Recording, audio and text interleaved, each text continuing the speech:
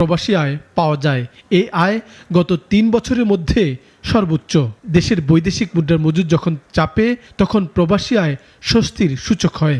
চলতি আগস্ট মাসের প্রথম সপ্তাহে দেশে রেমিট্যান্স আসা থমকে গেলেও অন্তর্বর্তী সরকার গঠনের পর গতি বেড়েছে। আগস্টের প্রথম ১-৭ দিনে দেশে বৈধ পথে ১,৩,৪,২,২,০০,০০০ মার্কিন ডলার রেমিট্যান্স এসেছে। সোমবার কেন্দ্রীয় ব্যাংকের প্রকাশিত হালনাগাদ প্রতিবেদন থেকে এ তথ্য জানা গেছে। এদিকে ছাত্রজনতার অভ্যুত্থানের মুখে গত ৫ আগস্ট প্রধানমন্ত্রীর পদ থেকে পদত্যাগ করে দেশ ছাড়েন শেখ হাসিনা। এরপর আবার দেশ গঠনে বৈধ পথে রেমিট্যান্স পাঠানোর বিষয়ে ক্যাম্পেইন শুরু করেন অনেক প্রবাসী বাংলাদেশি। এর ফলে আবারও প্রবাসী আয় এখন বাড়তে শুরু করেছে বলে মনে করেন ব্যাংকাররা।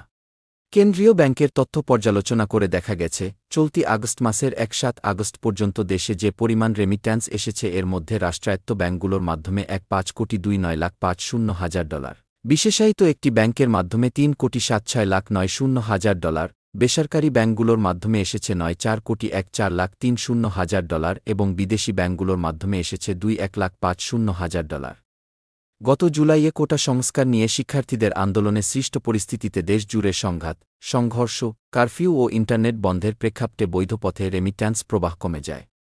ওই সময় দেশে বৈধ পথে ব্যাংকিং চ্যানেলে রেমিট্যান্স না পাঠানোর বিষয়ে ক্যাম্পেইন করেন অনেক প্রবাসী, যার প্রভাব পড়েছিল প্রবাসী আয়ে।